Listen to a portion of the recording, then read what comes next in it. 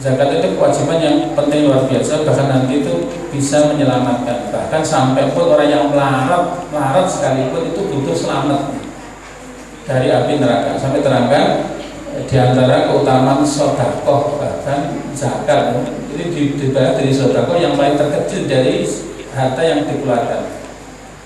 Dikatakan ma minkum ahadun illa sayukallimu rabbuhu.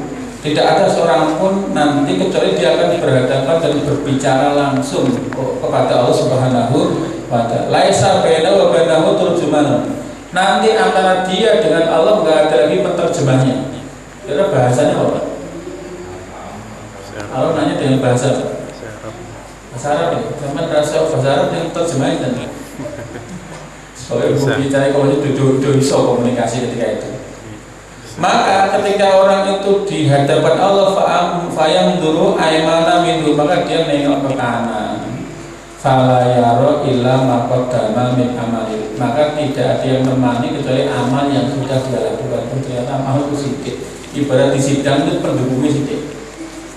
Kemudian dia melihat ke arah kirinya, maka tidak dijumpai kecuali apa yang dia kerjakan. Ketika kemudian dia melihat ke arah depan, maka tidak ada yang dilihat kecuali neraka. Jadi memang orang kancane mengukur ke amal itu. Ketika nengok kiri ya tidak ada temannya kecuali amalnya. Begitu lihat depan yang ada apa? Bisa mundur dulu ya.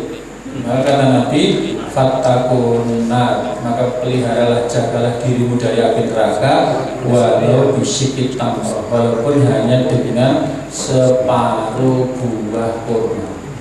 Maksudnya kan, walaupun mau melarat kaya apa dibutuh selamat sapa geni. Sing nyelamet ki sinten? Yo amali dhewe. Maka kata Nabi, maka jagalah dirimu dari api neraka walaupun hanya dengan separuh. Maksud dia melarat ra ndek apa-apa duwene kurma mung siji arep dimplong ngoten. Kira-kira arep nyelametke kelaparan, tok apa juga arep nyelametke dhewe saka neraka. Sehingga wong melarat itu butuh selama saka geni.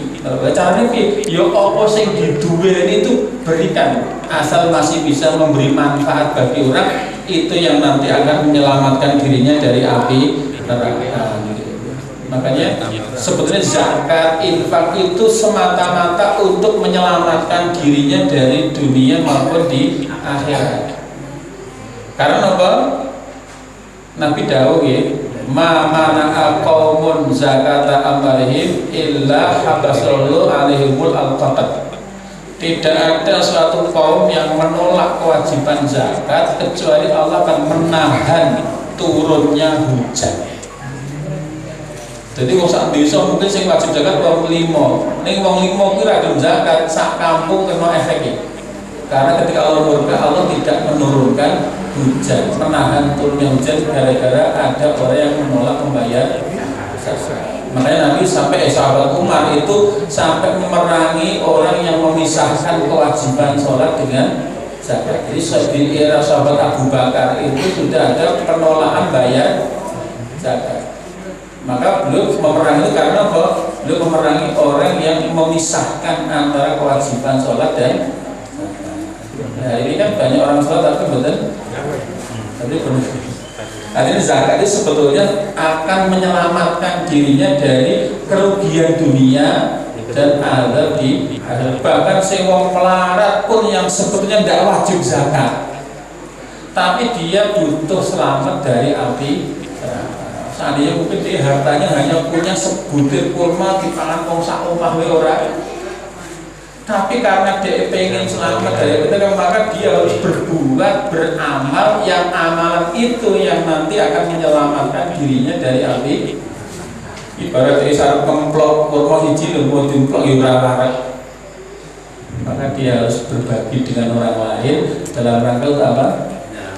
Walaupun sing dhewe ya ora warak, awake sing duwe ya ora, tapi untuk selamat dari api neraka semua orang harus berusaha untuk menyelamatkan diri dari api neraka. Maka sampai ini Nabi menggambarkan ini, la yatasaddaqu ahadukum bitamrah dengan syarat min kasbit thayyib. Tidaklah seorang itu bersedekah dengan satu butir kurma, cuma yang dia sedekahkan dari hasil pekerjaan yang baik, illa akhadallahu biyamin, kecuali begitu disedekahkan langsung ditompo Allah dengan tangan. Dan bayangkan ilustrasi Nabi, begitu harta terlepas dari tangan langsung ditompo Gusti Allah. Walaupun jadi si nompo kita orang fakir, orang miskin, bocah yatim, itu harganya begitu lepas dari tangan kita langsung ditompo, dipelihara oleh Allah, dijogo. Fayurbihi kama yurbi ahadukum fa'uhu al-qalu. Dan itu diopeni, dipelihara oleh Allah sebagaimana seorang openi memelihara anak unta atau anak kuda. Oh, bahasanya orang anak uang, Pak. Anak uang diopeni, jadi orang mesti nguntungnya sing openi. Bahkan tidak tahu balas budi. Tapi lek kewan diopeni itu ngerti balas budi, aweh tenagane, aweh susune, bahkan aweh daging. Lek anak uang, belas. Tapi gambarnya orang yang ngopeni anak uang. Cilik bisa tak gede teranya itu Mas. Nek jenengan ngopeni kuda, sapi kecil itu mesti dia ngerti balas. Jadi sampai sini gambarnya niku sedekah awake dhewe satu butir kurma ibaratnya sithik wae, asal itu dari usaha yang baik langsung ditompo dening Allah dan dipelihara, bahkan dikembangkan sampai seberapa, hatta takuna mislal jabal wa'adhab. Di sisi Allah itu akan bertumbuh dari gede kaya gunung, bahkan lebih gede lagi. Dan bayangin kurma sak butir niku regane pinten, Pak? Itu bisa betul kurma sapi sak butir itu regane sampai 500 rupiah. Nek sak babor itu berapa harganya? Nek sak truk piro? Nek sak gunung piro? Padahal modelnya napa? Siji loro. Maksudnya wong melarat atau kaya ngopo ojo beli. Kadang gelem sedekah nunggu turun. Karena sedekah ini mboten kudu wong sugih, ning sedekah ini bakal nyelametke dheweke iki. Terus sing butuh selamat rokok wong sugih tok wong melarat. Maka ini dalam rangka menyelamatkan diri kita. Maka walaupun isone sithik wae ana sing apik. Makanya ada istilah infak terbaik, karena itu bukan untuk orang lain, tapi begitu muncul itu jangan dapat ditangkap, ditompo dening Gusti Allah dan diopeni kados dene tiyang ngopeni anak unta utawa anak kuda, hingga nanti di tangan Allah sing maune mung sak butir kurma bisa dadi gedhe sak gunung, bahkan luwih gedhe. Sing digambake gunung biasane gunung Uhud. Dawane 7 km, ombone 3 km, lan metu kurma sak ngono regane piro.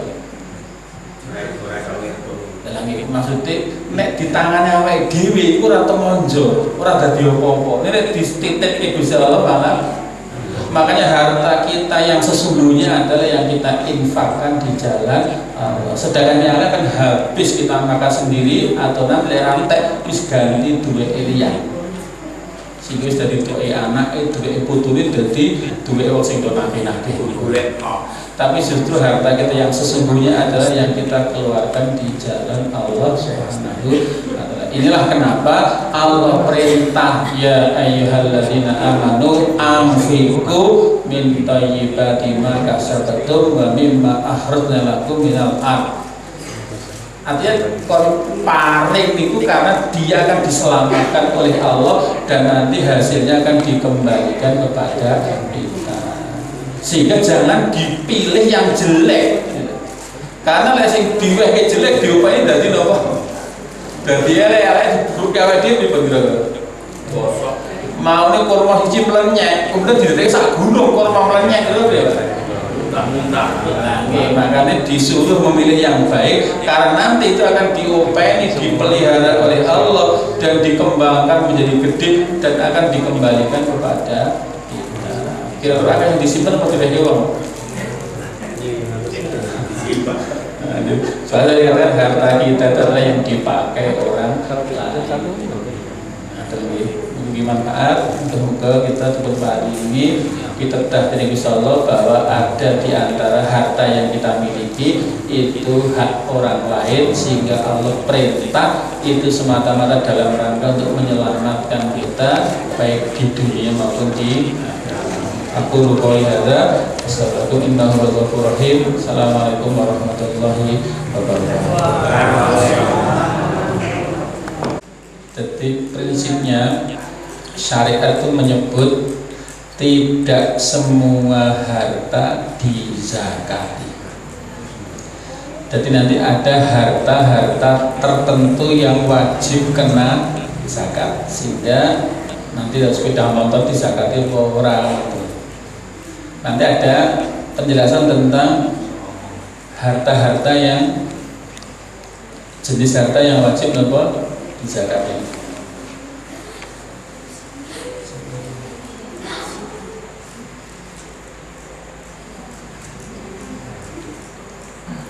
Maksudnya tidak semua jenis harta itu dizakati.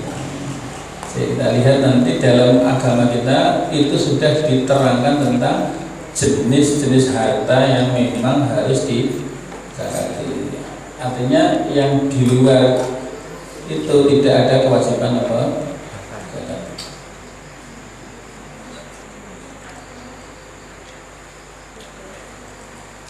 Nah, itu termasuk jenis harta yang dizakati.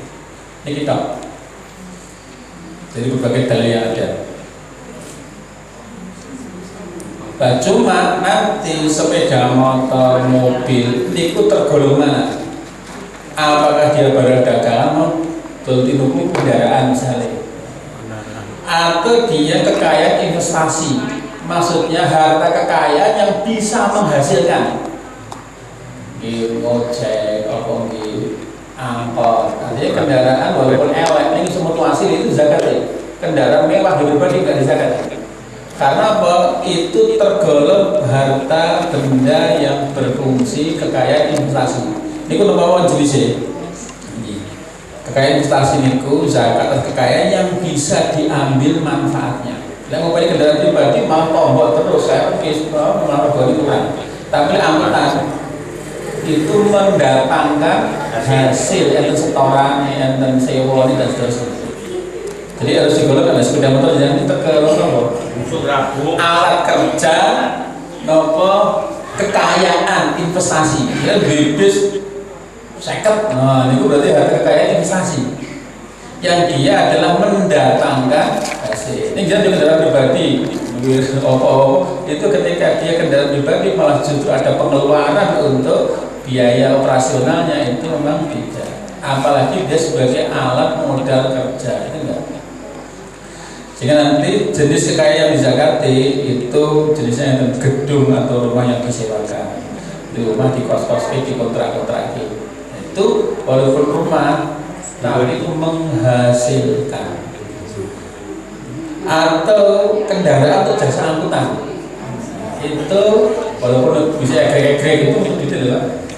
Itu kalau setoran yang penghasilan di charter tinggi, macam-macam itu atau dua usaha sewa-sewa penyewa bola pecah digawe itu kekayaan yang bisa mendatangkan penghasilan, atau dia punya bisnis sewa alat berat sak jam pirang kita 40 jam itu juga tergolong kekayaan investasi, atau dia punya pabrik disewa-sewakan, atau dia punya peternakan sing bisa menghasilkan susu, telur dan seterusnya, itu bukan tergolong zakat ternak, tapi kekayaan investasi karena harta yang dimiliki itu menghasilkan. Coro sapi menghasilkan susu, coro pitik menghasilkan indok, kuda bisa sewakin tenaganya dan seterusnya. Sehingga ini tergolong enggak? Kalau sepeda motor jalan kerja itu enggak. Maka nanti golongannya lah yang dizakat itu harta yang seperti apa, nanti ada kriterianya. Kalau dia berupa harta yang berupa alat kerja itu tidak dizakati. Nah, nisabnya investasi itu sama. Kalau nilai hasilnya sudah mencapai 8 gram emas, baru dikeluarkan. Kapan? Setelah masa sewa. Kalau boleh pecah, mau biaya hitung bengi, kontrak 50 juta. Nah, dihitung 50 juta ini mau dipotong gaji karyawan dan macam itu mencapai nisab. Kalau mencapai nisab, nilainya sepadan dengan hasilnya dengan nilai kilogram emas, berarti zakatnya kurang gitu. Zakatnya 2,5% dari modal keuntungan.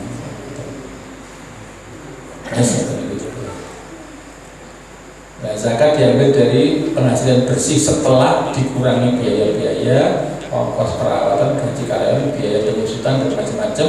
Hasil berapa, dan baru mengko di zakat. Nek Pak boleh tekor ya ora sido di zakat. Artinya zakat itu enteng, baru sudah lewat dari kebutuhan, itu sudah dipotong biaya operasional, gaji karyawan, biaya perawatan dan seterusnya, sehingga kok ora dulu memang wis awal. Artinya zakat sekali-kali ya mengutang. Nah, cuma nanti sing termasuk apa?